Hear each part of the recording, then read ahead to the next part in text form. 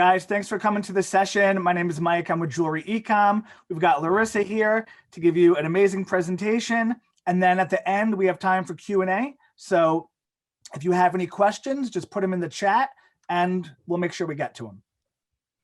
All yours, Laryssa.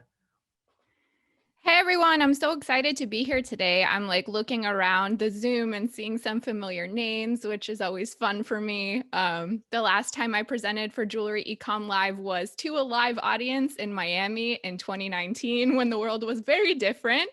It's a little bit awkward speaking to a computer screen, but I feel so happy to see all your names and faces here.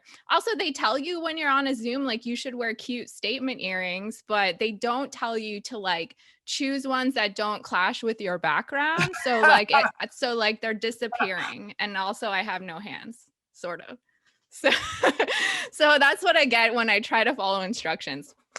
Okay, anyway, I'm gonna share my screen and get started here.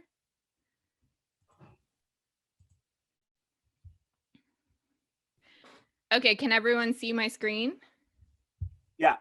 Cool. All right, so my presentation for today, what you have signed up for willingly, is called Leveraging Personalization in Jewelry Marketing. And I want to clarify because I realized after I created this topic that personalization in jewelry can mean a few different things. There's personalized jewelry, which is a big trend now. A lot of brands are creating like name jewelry or initial jewelry. This is slightly different. This is actually like personalizing your marketing to improve the customer experience. Personalized jewelry can definitely play a role in that, but it's a totally different thing. So for those of you who don't know me, I see a few unfamiliar names in the Zoom room. I want to introduce myself. So I'm the founder and creative director of Joy Joya. What the heck is Joy Joya? We're a digital marketing agency based in Los Angeles, and we support only jewelry brands to help them grow and add more beauty and sparkle to the world. So our digital marketing support services are comprehensive and varied, and we tailor our solutions on an individual basis. Each client gets a totally personalized experience. Marketing for jewelry brands is my passion, and I'm really excited to speak to you today about personalization. Who am I? I am Laryssa Wirstiuk. As I mentioned, I'm the founder and creative director of Joy Joya. I'm also the author of the book Jewelry Marketing Joy, which you'll see here, sort of, I think. And if you stick around to the end of the presentation, this is an incentive for you to listen to me for a half hour. I will be giving away 5 signed copies of my book, and I'll let you know how you can enter for that giveaway at the end. So hopefully you'll stick around for that. I've presented at a number of industry conferences, including Jewelry Ecomm Live.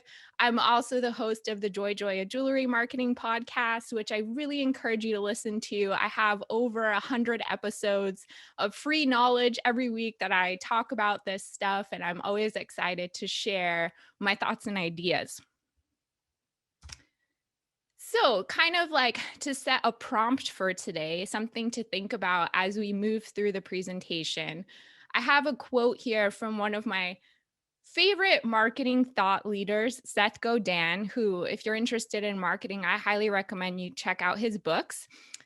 Here's his thoughts about personalization. So he says, personalization is a chance to differentiate at a human scale, to use behavior as the most important clue about what people want, and more important, what they need.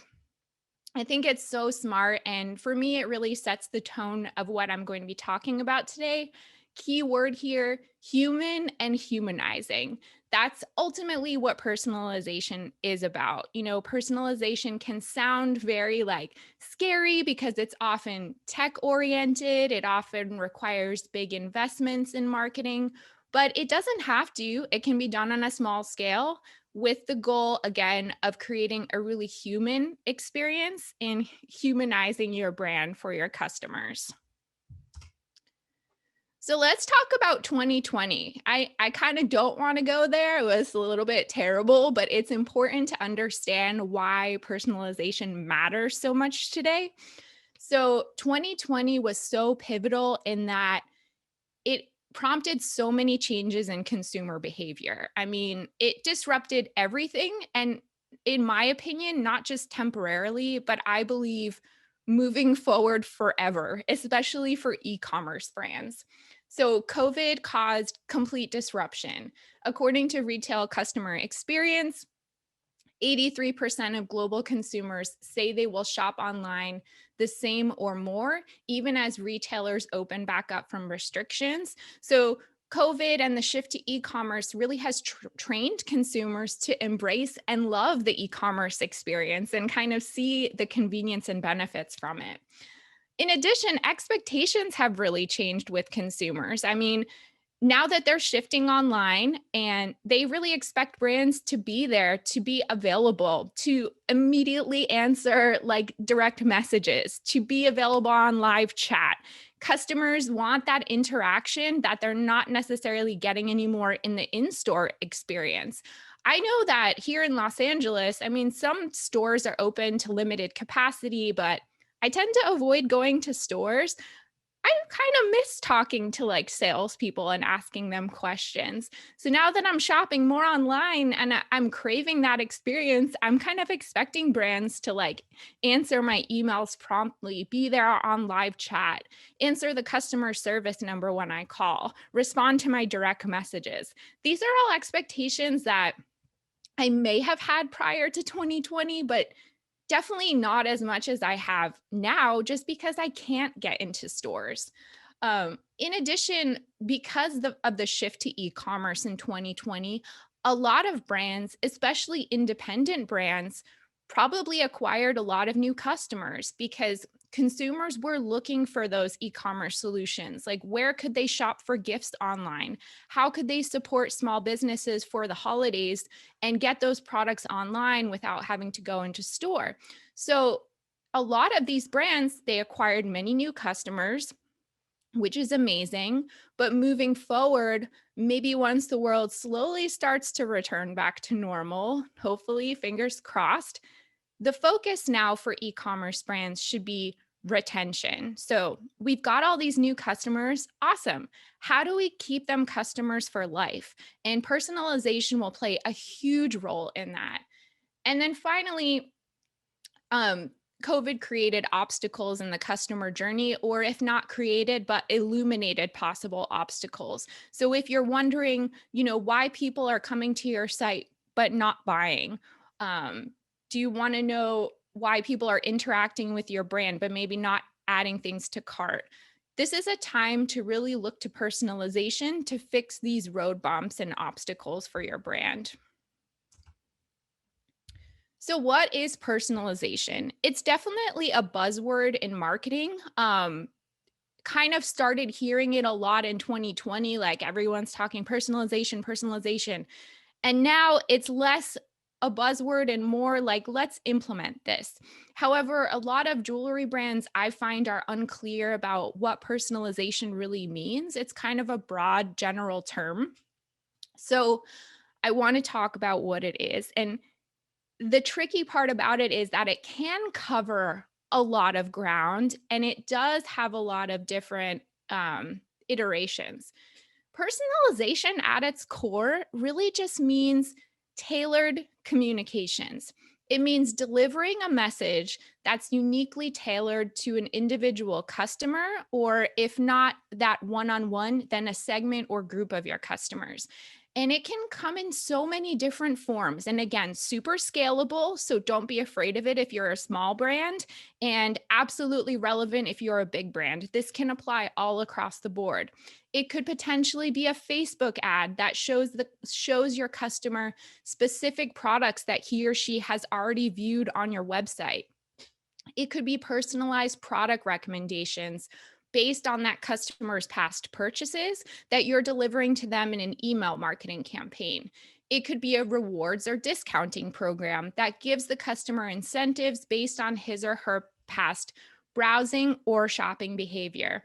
It can be like a choose your own adventure type marketing campaign. Did you guys ever read those books when you were a kid? I loved this choose your own adventure book where you like decide on one page to go to a different page based on your outcome. It's a really cool way to think about your marketing. You can give your customers a quiz, for example.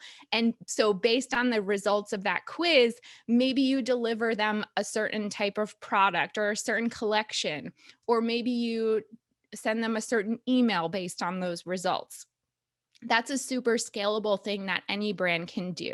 It's not only personalized, but it's fun. It keeps the shopper engaged. Another thing that is in personalization is offering perhaps a virtual try-on tool, which I think is becoming a lot more popular because customers can't get in store. Virtual try-on, you're probably wondering, well, how is that personalization? Well, when the customer is actually seeing the product on themselves, it becomes a personalized experience. It's engaging, it's unique to them, it's individual. So these are all ways that you can really tailor your communications to improve the customer experience. What isn't personalization? So I think it's really helpful to understand what doesn't qualify as personalization, because I see these things a lot. Brands thinking that they're creating a personalized experience when really not so much. So it's not just about slapping someone's first name in an email. I know that email marketing platforms like MailChimp make it really easy to do that. You can just plug in a person's name if you happen to have it in your list, like dear so and so, or put their name in the subject line. You know, it's kind of personalization, but if the rest of the messaging is not tailored to that customer, it's a little bit of a poor excuse for personalization, honestly, because I think most consumers are savvy to the fact that there are tech tools that allow you to populate someone's name. They know that it's not coming directly from you. Like, consumers are pretty smart these days. It's not about being creepy, okay? Personalization shouldn't be creepy or invasive. I don't think that data should be taken advantage of. This is ultimately a process and a tool that makes the customer feel special, that improves the customer experience, that makes shopping easier and fun. It should never come across as creepy. It's not, as I mentioned, about misusing the customer's data or violating privacy protection. We'll talk about that a little bit later in this presentation. And it's not about relying only on your data. So decisions that you make about personalization, it has to come from some kind of informed source. And your data, like your Google Analytics, your social media data, even any sort of anecdotal data that you can collect from customers you speak to, or in any other way that you're collecting data. Of course, those numbers, those statistics are important to help you make your marketing decisions, but your customer is a human. They are not a set of numbers. So at the end of the day, your personalization should have a holistic approach and a really human experience where you're looking at the data, but you're also saying, okay, how would I want to be treated? How would I approach this if I was a customer of my own brand? So your data is a starting point, and then your intuition and your feeling and your own desire to build relationships should shape and inform that also. So, okay, now that you know what personalization is and isn't, and maybe you're still not convinced that you should care, especially if you're a smaller brand and you're not sure how you can really implement these things, I want to tell you why this is so valuable today. So I love this quote from McKinsey. They've done a lot of research on personalization, and they say, our research and experience show that personalization, when fully implemented, can unlock significant near-term value for businesses, such as 10 to 20% more efficient marketing and greater cost savings, and a 10 to 30% uplift in revenue and retention. I mean, I think that that's pretty impressive. So overall, you can save money in your marketing spend when you make a concerted effort to put out a personalized message. You can potentially reap a greater return on investment. You'll definitely boost customer loyalty, which especially if you're a fine jewelry brand and your customer acquisition costs are very high. Customer loyalty is like, wow, I need more of that. I need to retain my customers. I need them to be my brand ambassadors. I need them to give me referrals. Personalization can help you with that. It can help you guess less in your marketing so that you're not just making decisions on the fly. And instead, you're looking to the customer as your ultimate guide. The customer is leading you to make smarter and better marketing decisions. And overall, with personalization, you'll be able to put less focus on what you think matters, which is totally valid. But ultimately, your business doesn't exist without your customer. Your customer is king, your customer is queen. Let them guide you forward. Improve the customer experience overall. So, what are some jewelry brands that are already successfully using personalization? I hope that you're not, if you're a smaller brand, that you're not discouraged by some of these examples. I know that they're bigger, but I also found that these were interesting, so I wanted to share them. So Monica Vinader, I don't know how to pronounce her name, but she's a jewelry brand that has had a lot of really great success with personalized email marketing campaigns. So as I mentioned earlier, personalization in email isn't just about like slapping someone's name on an email or in the subject line. They are really taking this to the next level. So Monica Vinader, one of the products that she offers that's very popular is personalized jewelry. I guess these initial pendants would qualify as something like that. So they know, for example, that the customer's name is Kim, and they're using the name Made for You Kim. Okay, so they're doing one of those things, including the name. But look, they've actually tailored the image to show initial pendants with a K. So in their email marketing database, they're likely creating segments of customers with the different initials and then sending them tailored email marketing campaigns based on their names. I think that's so smart. I mean, make the customer journey easy for your customer. Customers are busy. They don't want to be searching for through your website. They don't want to they don't have time to figure out what you're all about. Like, show them a product recommendation. The same way that if you went into a really great brick and mortar e-commerce store that had really smart and caring and personable sales associates, that person would show the customer things that they've decided would appeal to them. And in this way, you can take that same experience online by doing things like this email campaign that I just really like and think is a great idea.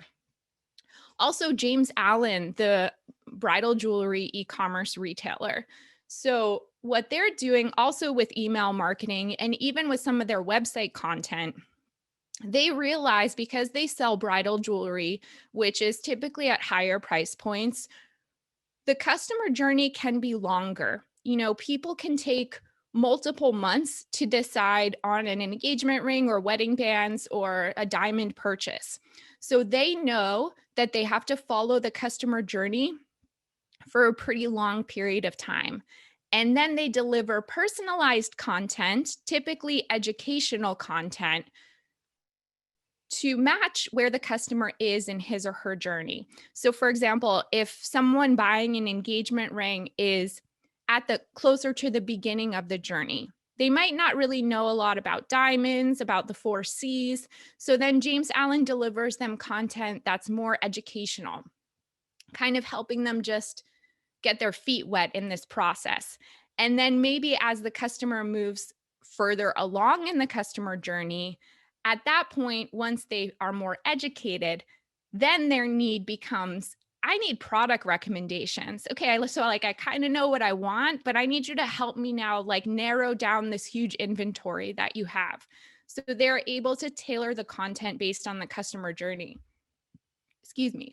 Another thing that I found pretty interesting about James Allen's website I don't necessarily agree with this, but I think it's interesting. When you sign up for the email marketing campaigns, you can choose I am a man or I am a woman. A little bit of a binary approach to marketing, but okay, that's what they're doing. And then from there, once you choose, you get a series of automated emails, a welcome series that's tailored to you and your gender and what James Allen is assuming that you would like, based on that. So that's pretty interesting approach. And then finally, another example is Alex and Ani. What they do is they actually personalized gift guides. So they know which customers in the past have bought for gifting. And the way that they know that is likely because the customer added gift wrap or a gift message, or maybe they shipped it somewhere or to someone that is not the person purchasing. So for people that have done gift purchases, they give really personalized gift guides. Actually, to make them even more personalized, sometimes they give quizzes and say like, what is your recipient's personality? And then they'll provide recommendations based on the results of the quiz. And I think that that's super helpful for people who are buying gifts. Like jewelry is a difficult purchase sometimes as a gift. So anything a brand can do to kind of like relieve that chore, make it fun. That's what personalization is all about. As I mentioned, these are some bigger brands, but you can always do personalization on a smaller scale in a more casual way. For example, you can create a poll on your Instagram stories, costs you nothing, takes a few seconds to set up. And then based on some of the results you get, and your understanding of the customers and fans who follow you on Instagram, maybe you can try to like tailor your posts a little more to what your customers want to see. Or maybe you can even create new products and diversify your inventory based on customer feedback. It's a pretty good place to start. Even with email marketing, you can do some simple personalization just by segmenting your customers on their behavior, on where they live, on their past purchases. There are so many different ways to approach this. So I don't want you to be afraid or intimidated by personalization. To get started with this process, and if you guys know me and you listen to my podcast or you've ever spoken to me, you know that I'm a broken record when it comes to saying, know your customers. It's literally the foundation of your marketing. And when I say know your customers, I don't just mean like know their general age range or their income or maybe where they live or their style. Like, I want you to get very, very specific. I want you to put yourself in your customer's shoes. What are their shopping behaviors and habits? Where are they spending their time online? What are their frustrations and the obstacles that they have in the customer journey? Like, I want you to really step into your customer and know him or her intimately as if you would a close friend. That's the first step to all of this because you can't personalize if you don't know who you're personalizing for. You also want to understand your typical customer journey. So customer journey, if you're not familiar with that term, it refers to behaviors that the customer has at every stage of the purchase process. From the very moment that a customer meets you and first learns about your brand to when a customer is considering making a purchase through when that customer makes a purchase and even beyond. And in that customer journey, and this will vary from brand to brand, there are numerous customer touch points. And you have to understand how many touch points typically it takes for a customer to make a purchase. That way you can find objections in the customer journey, places where customers are kind of falling off or getting frustrated. And from there, you can really use personalization to maybe address some of those challenges or weak points in your customer journey. You really want to listen to your customers, like truly, they are everything. You think you know everything about your brand, but your customer actually knows more. They should be your guide, your guru even. So listen to your customers. And then you can start, as I mentioned before, just by grouping some customers who tend to exhibit similar behaviors and needs. So, for example, do you have one group of customers who needs a lot of human interaction before they end up making a purchase? Maybe they're like your more needy customers, and I'm saying that in an affectionate way. They just kind of need a lot of hand holding. They want to talk to someone. There's probably a group like that. Segment those people. Then there may be some people that are more independent. They actually don't really want to interact with you that much. They kind of want to be left alone. Like, segment those people and create content that would support them and make the customer experience fun with them. You already have tools to do this. You don't have to be a corporate brand with like a huge marketing tech budget. There are definitely tools to do this. Even if you can't achieve what's called one-to-one marketing, which is literally personalizing the experience for every customer on an individual basis, you can start in whatever way is possible for you. It can be whatever you want it to be. It can look like in a very sophisticated way, like some kind of AI powered recommendation tool, or it can be a more out of box solution. So start with what's available and don't get overwhelmed. Some examples might be if you use Shopify for your store. Shopify has some themes that are really great at offering product recommendations. So that's an example of personalization. You can also, if you do Facebook or Instagram advertising, take advantage of some of Facebook's dynamic product retargeting ads. That's a form of personalization. You can also create with your email marketing strategy, a series of automated emails that go out to different segments of customers based on their needs and behaviors. So that's a really easy and affordable way to do personalization. And I think email is so effective for that because it's personal and you have control over that audience data. I'm getting close to my cutoff time, so I'm going to try to speed it up a little bit here. I mentioned before that data plays a huge role in personalization. And of course, I think this quote says it all. Personalization is only ever as good as the data that is being collected. So you want to make sure in your brand that you have a comfortable familiarity with where your data is coming from, whether that's Google Analytics or your social media data or your email marketing data. If you feel scared by that or intimidated by that, you should definitely hire someone who can help you interpret it, who can deliver reports on a regular basis. You need to be aware of your data because your data should be guiding all your business and marketing decisions. If you're kind of ignoring it and playing blind to it, that's not going to be helpful at all.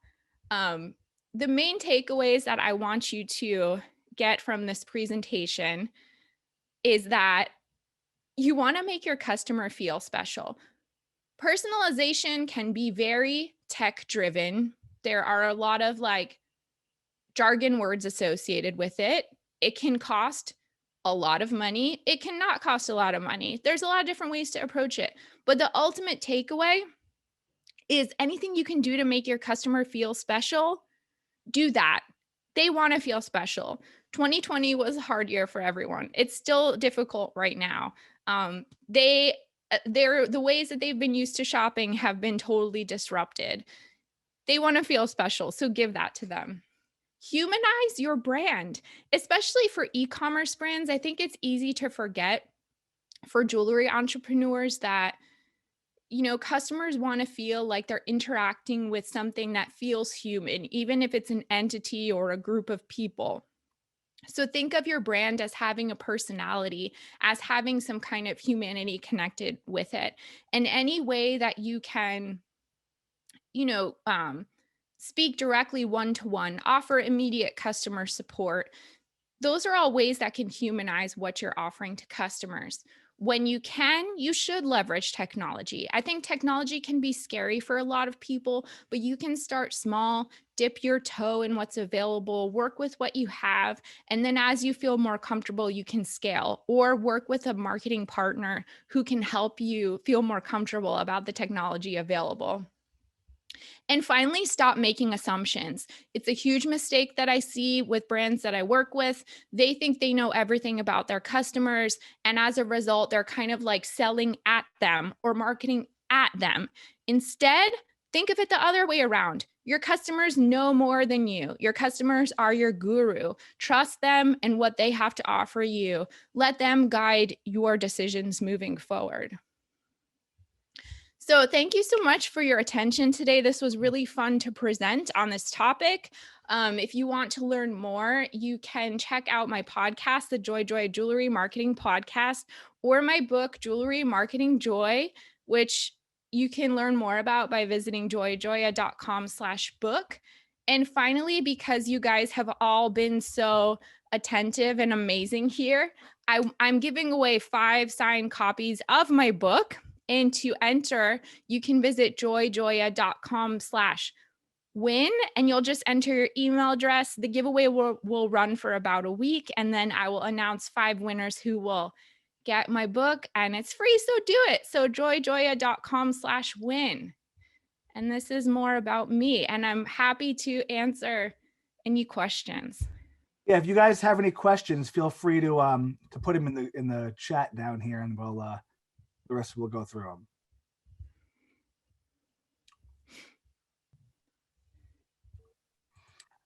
Laryssa, can you see the chat? Give me 1 second. I can see it now. Let's look. Let's see.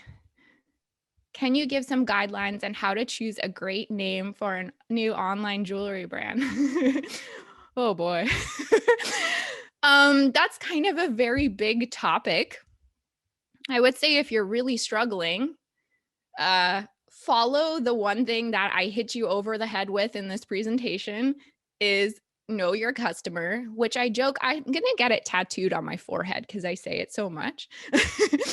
Know your customer. So Andrea, if you have an idea of who your customers are, or you have some friends or family members that you think would fit into that target audience, hey, ask them, like run some ideas by them, do a casual poll, put your feelers out. I don't think there's necessarily like a science or formula to choosing a great name. You have to let your customers be your guide. So whatever resonates with them and gets them excited is going to be the right name for your brand. Nice. Anyone else? Don't be shy. I like to answer questions. I'll throw something into the comment about coming up with a name. And Laryssa, you may want to carry forward a little bit more with it. And we have another question coming, and that is it obviously needs to tie in, I think, to the story about the product that's being sold to the extent that it all makes sense. So maybe that's a way to start is what is our story? And that's what's going to drive the brand name that they come up with. Absolutely. Yeah. Think about your why. So like what's motivating you as a brand? What is your differentiating value in the marketplace? And maybe the answers to those questions can help you decide on a brand name. I had a question. I've never done segmentation on my emails. How do I start? Yeah, that's a good question. You want to take a look at your existing email list and see if you can find ways to group the subscribers that you already have. So an easy way to do this is like people that have purchased from me versus people that are on my list who haven't purchased from me. Like those could be 2 segments.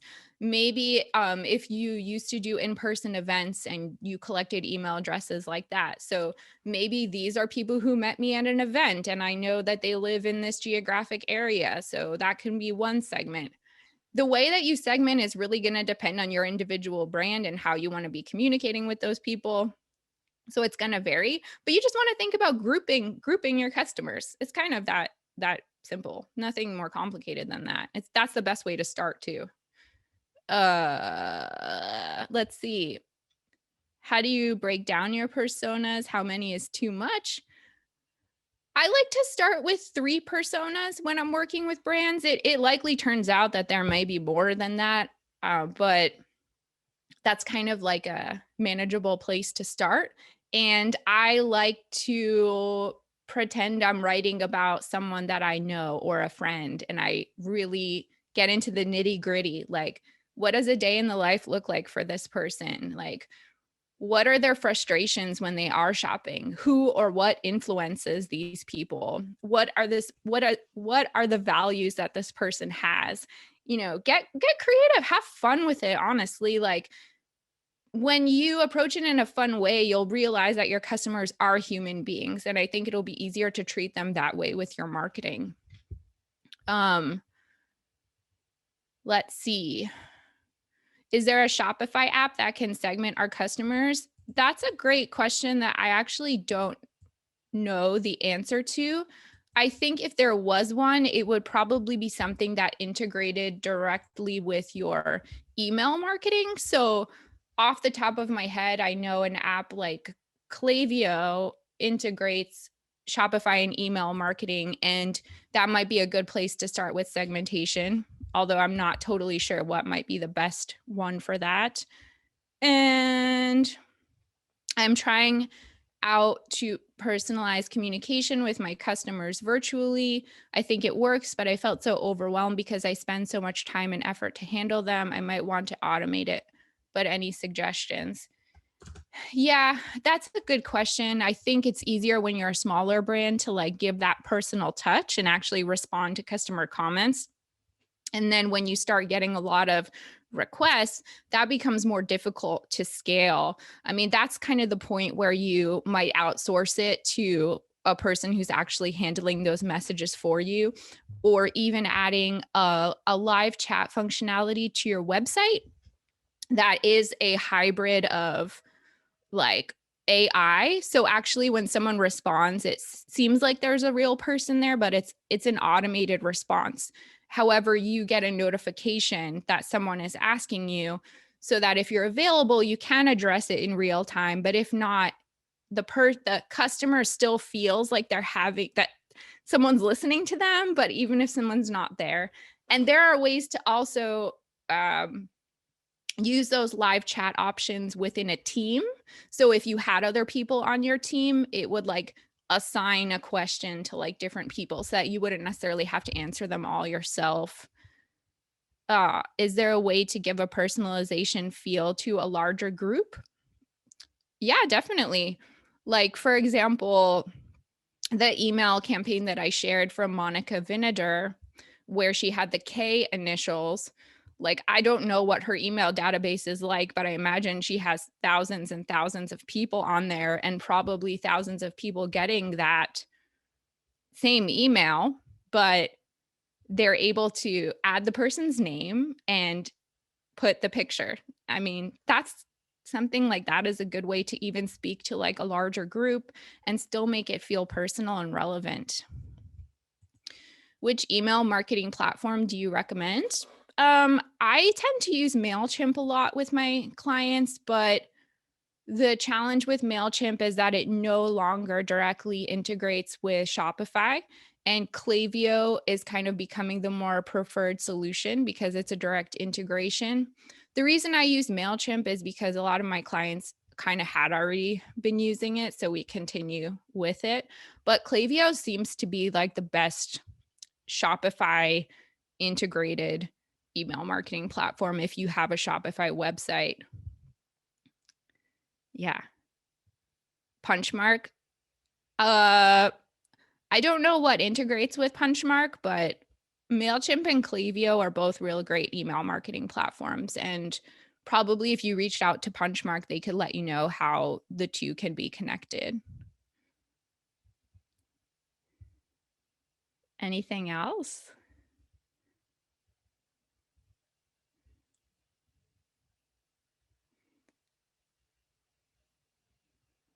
Let's see. What are your thoughts regarding constant contact?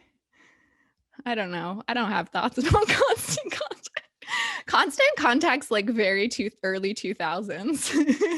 It was like one of the first email marketing platforms. And from what I understand, I don't think that they've kept up with the innovations in email marketing, but I also don't really use it that much. So maybe I'm wrong. It's just not like the gold standard today, I would say. Yes, Klaviyo is the one that works with Shopify. Are evites effective for personalized sale events at your store? Yeah, definitely. I mean, I would say it depends how you are approaching it. If you have I'm assuming you have a brick and mortar store, and then, targeting people in your local area. Sure. I like that idea.